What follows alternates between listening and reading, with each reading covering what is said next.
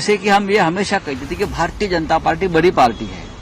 जब हम एनडीए में थे तो भारतीय जनता पार्टी बड़ी पार्टी होने के नाते, बड़ा भाई होने के नाते दिल्ली में सबको संभाल कर आगे जाने की जिम्मेदारी बीजेपी की रहती थी। पहले सामना में देवेंद्र फडणवीस की तारीफ की, फिर इंडिया अलायंस को एनडीए वाली दरियादिली याद दिला दी। आज संजय राउत भाजपा की कहानी याद दिला रहे हैं। आज संजय राउत भाजपा की लीडरशिप याद दिला रहे हैं। किसको? कांग्रेस पार्टी को। तो क्या इंडिया अलायंस अब पूरी तरह से बिखर गया है और अब संजय राउत एक बार फिर से एनडीए की तरफ देख रहे हैं? क्या है इस नए बयान के मायने? जुड़ जाइए हमारे साथ, पूरी कहानी बताऊंगा। नमस्कार, लिबरल टीवी देख रहे हैं आप, मैं हूं आर मोहन तिवारी। संजय राउत यानी कि शिवसेना उद्धव ठाकरे गुट के वो नेता जो हर बड़े बयान से राजनीतिक हलचल मचा देते हैं। अब चर्चा चल रही है इंडिया अलायंस को लेकर। क्या होगा इंडिया अलायंस का? दिल्ली में चुनाव हो रहे हैं और पूरे देश में इंडिया अलायंस के जो दल है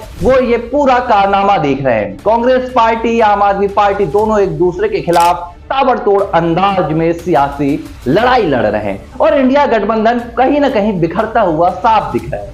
अब जब इसी मसले पर संजय राउत से पूछा गया, ये वही संजय राउत हैं जिन्होंने कुछ दिनों पहले यानी कि 1 जनवरी को महाराष्ट्र के मुख्यमंत्री देवेंद्र फडणवीस की तारीफ की थी। उनके लिए सामना में लेख लिखा था और उन्हें देवा भाऊ नाम तक दे दिया था। अब संजय राउत ने इंडिया अलायंस को भाजपा की दरियादिली याद दिला दी है। संजय राउत ने कांग्रेस को नसीहत दी है कि जाइए बीजेपी से सीखे, बड़ी पार्टी होने में आपको क्या करना होता है, बड़ी पार्टी के कर्तव्य क्या होते हैं, लीडरशिप कैसी होती है। ये संजय राउत हैं जो भाजपा और प्रधानमंत्री नरेंद्र मोदी को कटघरे में खड़ा करने से पीछे नहीं आते हैं, लेकिन अचानक हृदय परिवर्तन हो चुका है। इंडिया अलायंस को कैसे मजबूत रहना है इसके लिए भाजपा की नसीहत दे रहे हैं, भाजपा के उदाहरण दे रहे हैं। क्या हुआ है पहले बताता हूं। दरअसल संजय राउत से सवाल पूछा गया कि जिस लिहाज से दिल्ली में आम आदमी पार्टी और कांग्रेस एक दूसरे के खिलाफ लड़ रहे हैं, तो क्या इंडिया अलायंस खत्म हो चुका है और अब इंडिया अलायंस के एकजुट होने के कोई भी चांस नहीं है? संजय राउत ने इस सवाल पर जवाब दिया। संजय राउत ने कहा कि ऐसा नहीं है, लोकसभा चुनाव तक के लिए ही इंडिया अलायंस बना था, यह बात भी सच है, लेकिन अगर इंडिया अलायंस खत्म हो गया तो विपक्ष पूरी तरह से खत्म हो जाएगा। ये जो सत्ता में बैठे हैं ये तानाशाह हैं, ये हमें मार डालेंगे। संजय राउत ने यह भी कहा कि कांग्रेस पार्टी को आगे आना होगा, कांग्रेस पार्टी को लीड करना होगा और यहां पर उन्होंने जो उदाहरण दिया वो उन्होंने एनडीए और भाजपा का दिया। संजय राउत ने कहा कि जब हम एनडीए में हुआ करते थे, यानी कि भारतीय जनता पार्टी के नेतृत्व वाले एनडीए में, तब भाजपा सबसे बड़ी पार्टी थी और भाजपा लीड करती थी। ये एक बड़े दल की जिम्मेदारी होती है कि आप छोटे दलों को साथ लेकर चलें। अब यहां पर संजय राउत ने एक तीर से 2 निशाने साधे हैं। संजय राउत ने एक तरफ यह भी बता दिया कि भाजपा नेतृत्व करती थी, बड़े दल होने का अपना फर्ज निभाती थी, जो शायद कांग्रेस नहीं कर पा रही है। कांग्रेस छोटे दलों को साथ लेकर नहीं चल रही है और कहीं ना कहीं जो 99 सीटों वाला अहंकार है वो अब तक कांग्रेस उससे उबर नहीं पाई है। पहले भी कई पार्टियों ने कहा कि लोकसभा में जिस लिहाज से कांग्रेस को एक बड़ी जीत तो नहीं लेकिन एक बड़ी उम्मीद मिली थी, उसके बाद से कांग्रेस ने छोटे दलों का हाथ छोड़ दिया है।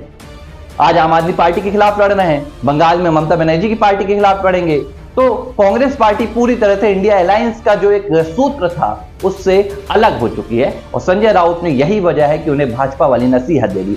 अब ये बात समझने लायक है, क्या वाकई में संजय राउत इंडिया अलायंस के बिखराव से चिंतित हैं या बार बार वो भाजपा की तारीफ कर देवेंद्र फडणवीस के लिए कसीदे पढ़ एक नई राजनीतिक दिशा बनाने की तैयारी कर रहे हैं?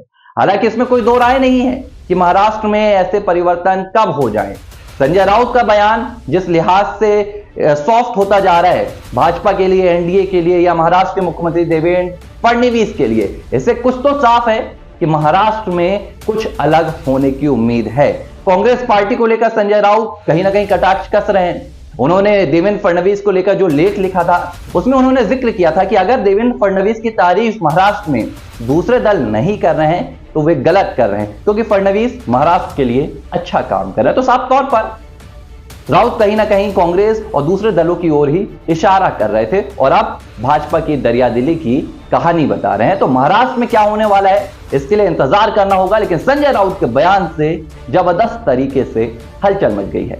लिबरल टीवी पर यह स्टोरी आपको कैसी लगी हमें कमेंट बॉक्स पर जाकर बताएं और यूट्यूब पर हैं तो सब्सक्राइब करना ना भूलें।